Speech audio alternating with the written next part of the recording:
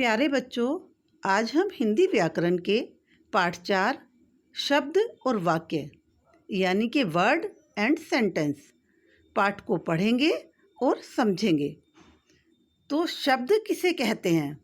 दो या दो से अधिक वर्ण मिलकर जब एक निश्चित अर्थ देते हैं तो वे शब्द कहलाते हैं। जैसे शेर, ऊंट, सूर्य, कमल, कलम, कमर आदि। ये हमारे क्या हैं? शब्द हैं। शब्द को कितने पार्ट में डिवाइड किया गया है बच्चों? शब्द को 4 भाग में डिवाइड किया गया है। 4 भाग कौन कौन से हैं? उत्पत्ति के आधार पर, बनावट के आधार पर, प्रयोग के आधार पर और अर्थ के आधार पर। उत्पत्ति के आधार पर शब्द के 4 भेद होते हैं। कितने भेद होते हैं बच्चों? 4। पहला तत्सम शब्द, दूसरा तद्भव शब्द, तीसरा देशज शब्द और चौथा विदेशी शब्द। बनावट के आधार पर शब्द के 3 भेद होते हैं। कितने भेद होते हैं बच्चों?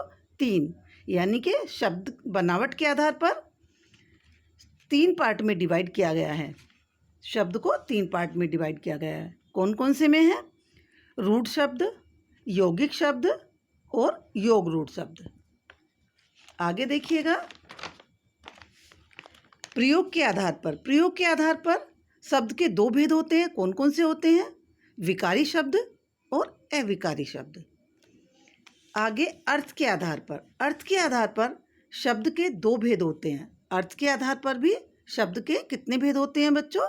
2 भेद होते हैं, सार्थक और निरर्थक। सार्थक किसे कहते हैं? जिसका कोई अर्थ होता है। बच्चों, सार्थक किसे कहते हैं? जिसका कोई अर्थ होता है।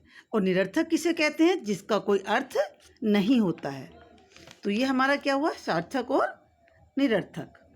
आगे देखिएगा, वाक्य की डेफिनेशन देखिएगा। वाक्य शब्दों के उस समूह को कहते हैं जिनके अर्थ स्पष्ट हों। जैसे सूर्य निकल आया, सवेरा हो गया, लड़के बाहर निकल गए। इस तरह से ये क्या है? हमारे शब्द हैं। वाक्य के कितने अंग होते हैं? वाक्य के 2 अंग होते हैं, उद्देश्य और विधेय। उद्देश्य, जैसे एक एग्जाम्पल देख लीजिएगा, मेरा भाई घर लौट आया। तो इसमें उद्देश्य क्या है और विधेय क्या है?